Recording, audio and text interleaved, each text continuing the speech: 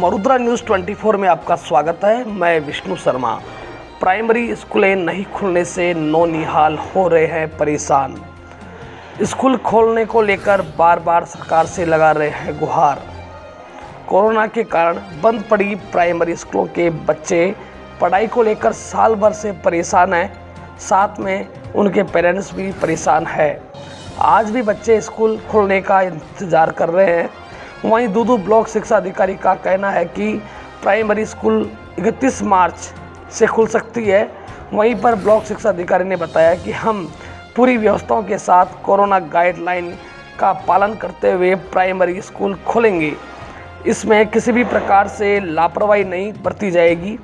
जब अधिकारी से पूछा गया कि इतने कम सत्र में आप अपने बच्चों की परीक्षा कैसे कराओगे या प्रमोट करोगे, तो उन्होंने बताया कि सरकार जैसा आदेश देगी वैसा ही करना पड़ेगा। वहीं पर नई शिक्षा नीति को लेकर बात हुई। उन्होंने बताया कि नई शिक्षा नीति का मसौदा केंद्र सरकार ने तैयार कर लिया है। जल्द ही शिक्षा नीति लागू होगी और कारगर भी। वो कब तो स्कूल स्टार्ट होगी, कब एग्ज़ाम होंगे?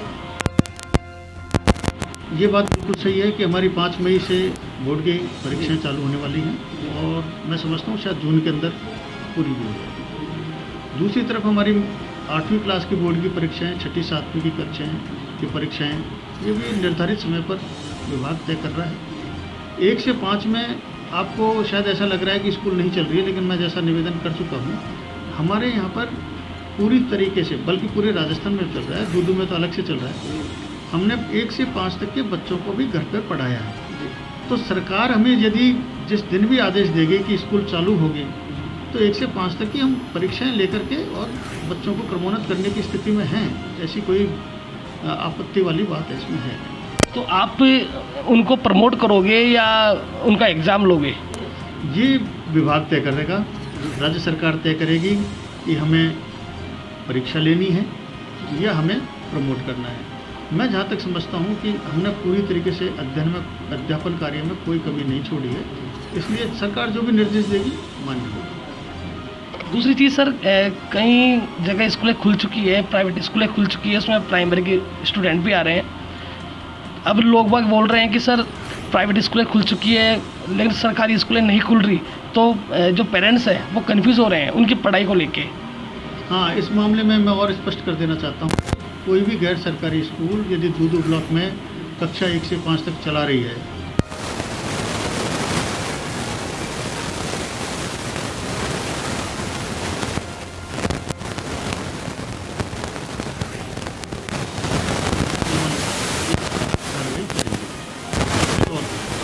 भ्रमित नहीं होना चाहिए।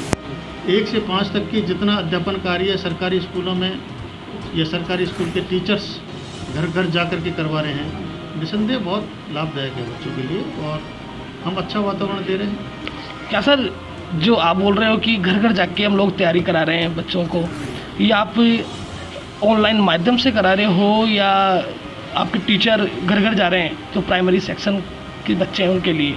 हाँ, बिल्कुल ये बात सही है कि 1 से 5 तक का जो बच्चा होता है वो मोबाइल को बहुत अच्छी तरीके से हैंडल नहीं कर पाता जी, लेकिन उनके जो परिवारजन है, परिजन है, जिनके पास मोबाइल फ़ोन है या कोई बच्चा 1 से 5 तक पढ़ने वाला, उससे घर में पढ़ने वाला बड़ा बच्चा है, 6ठी 7वीं पढ़ने वाला है, 12वीं पढ़ने वाला है, वो बच्चे को हमने ये टास्क दिया हुआ है कि इसको ये गिनती यहाँ तक पढ़ानी है, ये काम यहाँ तक करना है और पढ़ने की किताब यहाँ तक पढ़ानी है। हमारे टीचर्स रोज़ जा कर के उनको चेक करते हैं कि ये काम हो रहा है या नहीं हो रहा है।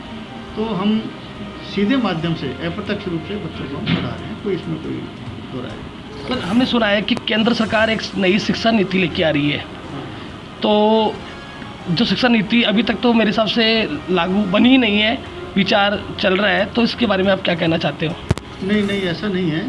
हमारी जो केंद्र सरकार ने न्यू एजुकेशन पॉलिसी बनाई है, NEP बनाई है, वो बिल्कुल तैयार है, लोगों के बीच में आ चुकी है और उसके ड्राफ्ट के बहुत ज़्यादा फ़ायदेमंद चीज़ें हैं जो जैसे ही सरकार इसको लागू करेगी तो उसके फ़ायदे तभी हम देख पाएंगे।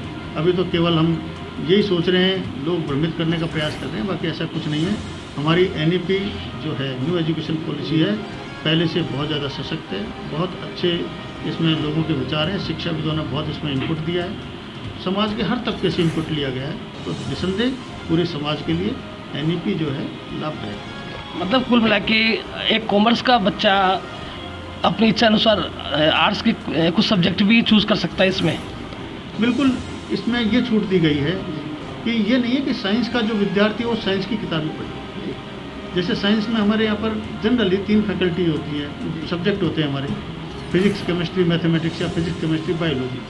अब फिजिक्स केमिस्ट्री में पढ़ने वाला बच्चा जरूरी थोड़ी है फिजिक्स केमिस्ट्री पढ़े, उसके साथ मैथमेटिक्स ले, बायोलॉजी ले, वो उसके साथ हिस्ट्री भी ले सकता है, उसके साथ ज्योग्राफी भी ले सकता है, उसके साथ अन्य कोई भी सब्जेक्ट ले सकता है, उसके लिटरेचर भी ले सकता है उसके साथ। तो ये एक बहुत बड़ी छूट है, क्योंकि हर बच्चे में अलग अलग इंडिविजुअल डिफरेंसेज होते हैं और इंडिविजुअल उनकी योग्यताएं होती हैं।